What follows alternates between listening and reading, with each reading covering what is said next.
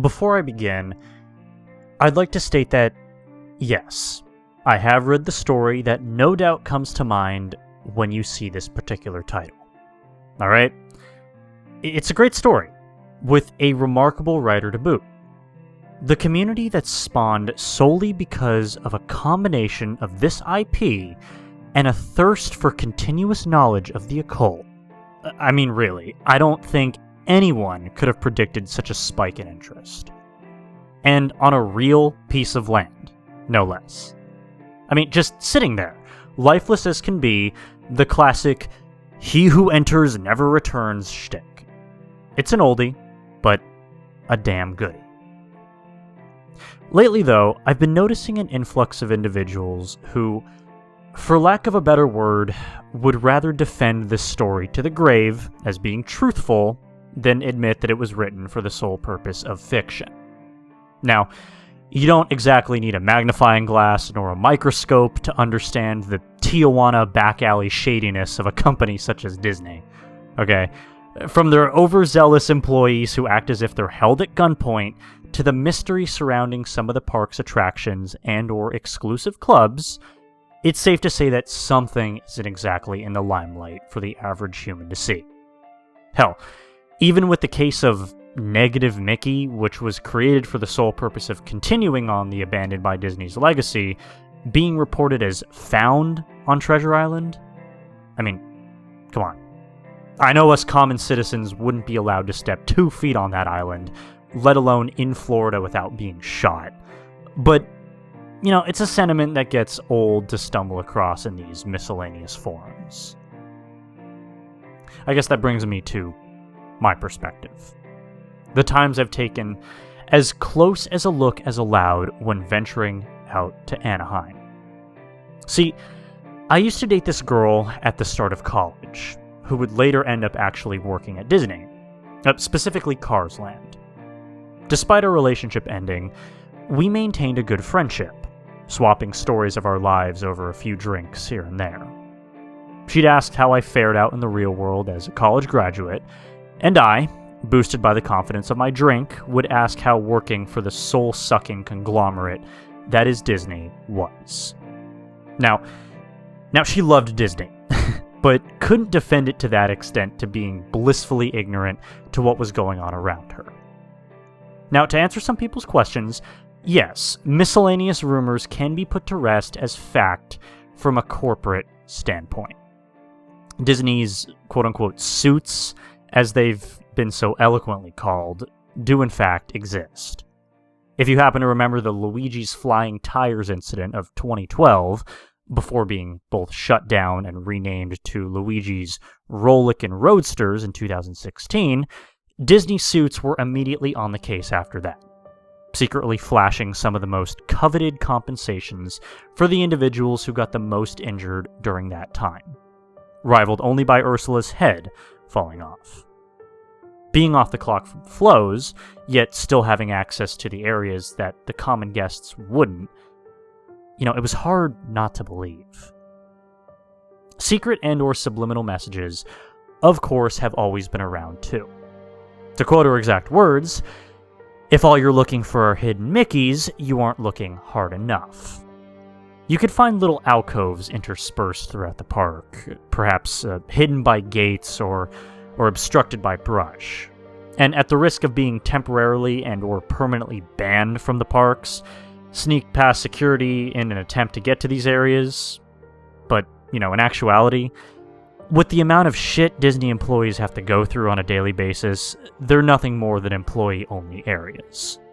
Not to mention, with the amount of costume changes needed and kids needing to be entertained constantly throughout the day, the only quote-unquote controversial object back there would be a full bottle of alcohol to drown their sorrows in. Well, admittedly, it was a dejecting conclusion. Asking her about the infamous Club 33 yielded even more disappointing insight. As well as nothing necessarily cultish wasn't entirely out of the realm of possibility. The ritziest of the ritzy would simply come, flash their money, press a button to a not-so-secret entrance in New Orleans Square, and fork over $50,000 each to eat some semi-decent food and a luxurious space. While this was easy for me to process, as anyone who's anyone on the internet, realizing not to take anything seriously, it was a bit disappointing to realize all the time and effort going into people writing some of these stories were all for the sake of shock value. I mean, surely something had to have slipped through the cracks, enough for it to be reported upon and shared to such a point that their stock would take a hit. Right? Well, no. As blatantly as she told me, her employer did their damnedest to ensure that, from beginning of the day to the end, everyone that walked in that park was left with a clean slate. About as innocuous as the number on your entry ticket.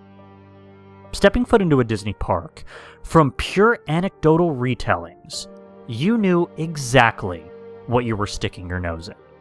You don't even have to know what Disney encompasses in terms of multimedia to still know what it feels to first step foot into a Disney park, and the envy you no doubt feel when you're left out, either not being able to afford it for a vacation or otherwise.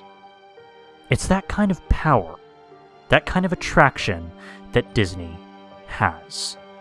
It's the overwhelming allure or gut feeling that something rests deep beneath the overwhelmingly cheerful and borderline hypnotism that these parks provide.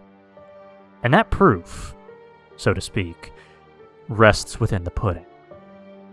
After all, why else would there be so many stories completely out of the realm of truth, but not quite out of the realm of possibility? Treasure Island, River Country, Club 33, these locations all very well exist. You can find them on any map, even if you can't physically enter them without the law shining a spotlight on you. Suicide Mouse, the River Country film, even Disneyland's very own Suicide Pact, spread amongst the internet. Now, these are tricky. While said stories may have existed in their own contexts outside of the respective media itself, all we have to look on as evidence are the files, the screenshots, and discussion forums themselves, to draw our own conclusions from, to determine if whether or not this existed at the lowest point in Walt's vault, or if this was all merely a conjuring. I never took many stories on the internet for anything more than what the original author intended to write about, and to showcase to an audience, whether it be shock, spook, or challenge. My ex-girlfriend isn't exactly into all this stuff to the level that I am, so I suppose it'd be a fool's errand to try and convince her otherwise. But you have to admit, from the perspective of a casual theme park goer, it truly is amazing at the level it can snowball to a fan base. The fact that, even today, new stories can be churned out and enjoyed by hundreds of thousands. Hell, everything that she confirmed, quote-unquote, could have been dead wrong, whether it be out of literal job secrecy or humorous misdirection. But I suppose that's also the allure of it all. And what's more, why I'm writing this. Disney could never be abandoned. People sink their very lives into this park, and the childlike wonder it produces. The eeriness of it all that causes us to return, to further seek out answers, whether they exist or not.